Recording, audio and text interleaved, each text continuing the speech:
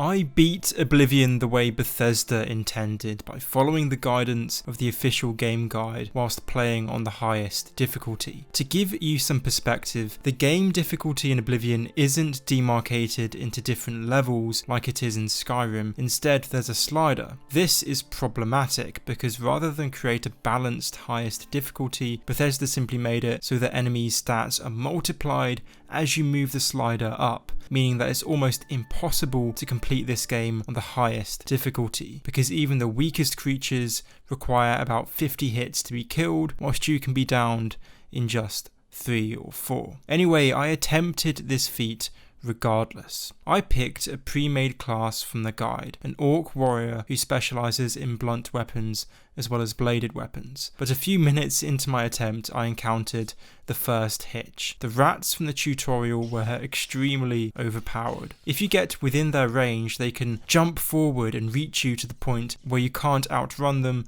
because they just demolish your shins and then you're doomed. The only way I could escape the dungeon was by running through, hoping the killer rats and goblins didn't hit me as I zoomed out naked towards the exit. And of course, I encountered a few bugs along the way. Whoa!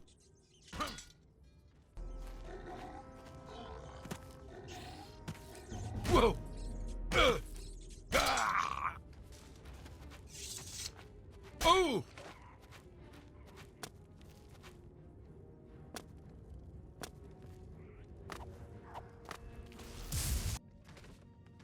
Take them down. You ow! Ow!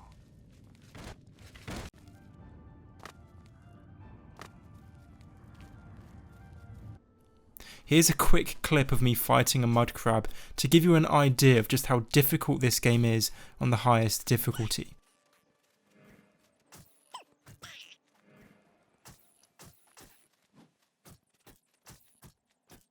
After that arduous effort, I finally embarked on the main quest, going first to Waynham Priory and then Kvatch. But I soon found that the Daedra in Mehrunes Dagon's realm were way too powerful for me, just like the rats, so I did some shopping. Well, by shopping I mean stealing, because the prices that these merchants were demanding were extortionate. I ended up though with a full set of steel armour and weapons, which I thought sufficient to deal with the Daedric threat, but as a precaution I also got some health potions. But I still found myself constantly dying.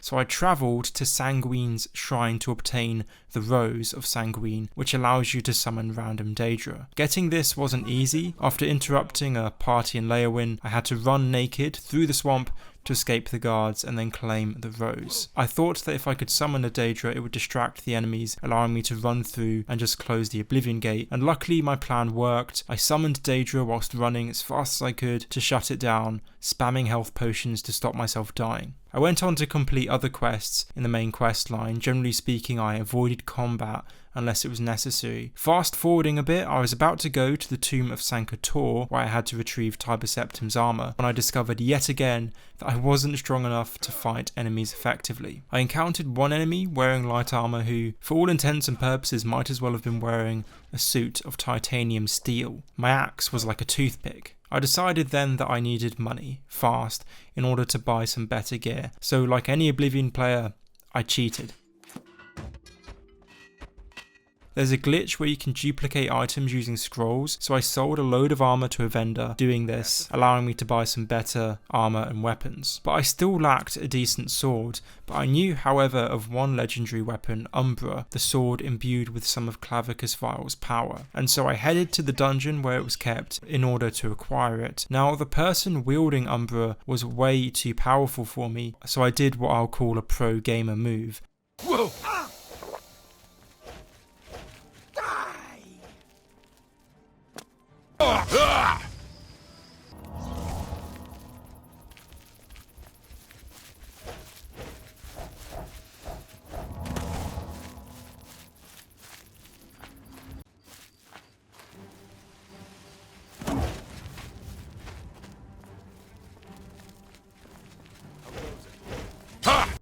I led her to the Imperial City, where she was subsequently killed by a swarm of guards, but to be fair to her, she managed to slay a few of them before she died.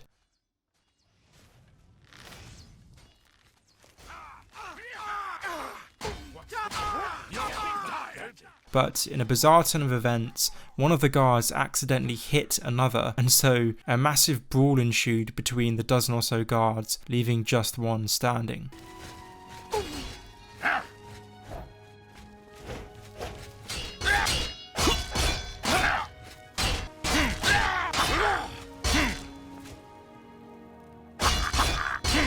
With my new gear, I headed back to Sanctuary and with some difficulty managed to slay the ancient guardians, make my way into the centre and retrieve Tiber Septim's breastplate.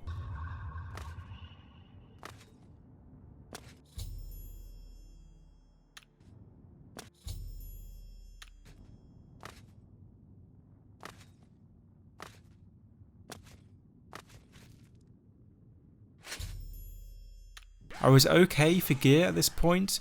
Right up until the last mission, I equipped a load of potions as well as my Umbra armor, and I led Martin Septim to the Temple of the One. There were some glitches, so I had to reload, and I did die a couple of times.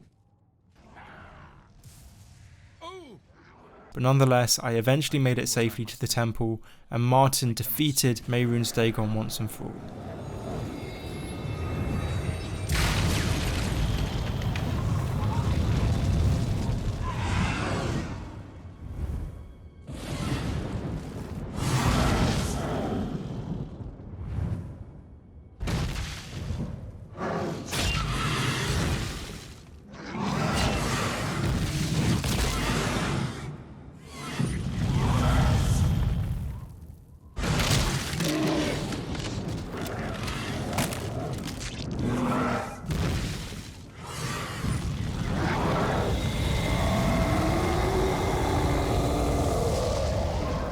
This playthrough of Oblivion was fun, but also painfully slow. Missions that would normally take me 10 minutes took me an hour instead, not counting all the preparation I had to do. To me, it's clear that Oblivion's difficulty system is broken, which is why I'm glad it's much more balanced than Skyrim. I will fully admit I did have to turn the difficulty down. By the end, it was about 3/4 of the slider, because as I progressed, I found it increasingly impossible to actually play the game as a melee character. From what I've seen online, it's only possible to beat the game on the hardest difficulty, A, if you're very skilled and you know the game very well, and B, if you choose a mage build. But if you're going in for close combat like I am, it is virtually impossible. So I started off on the hardest difficulty and it slowly went down to about 3/4 of the full slider. But all in all, would I do this again?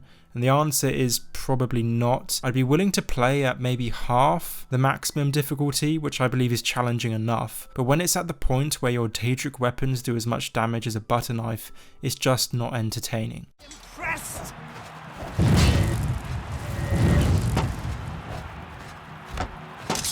Ah! Oh! Oh!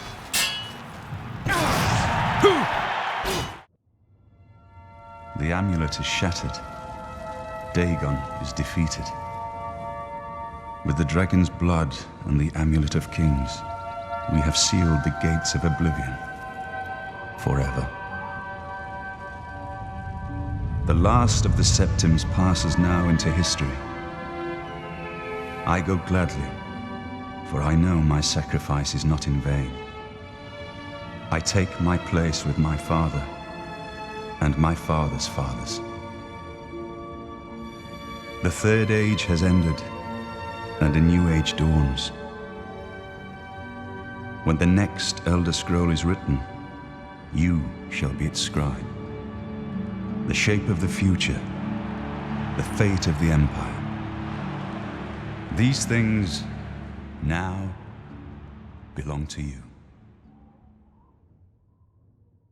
Anyway, thanks for watching this video. If you want to see more, then feel free to subscribe. Before I go, I want to give a quick shout out to my partner, Apex Gaming PCs. They do a whole range of PCs at different price points, so check them out if you are interested. Anyway, thanks again, and I'll see you in the next one.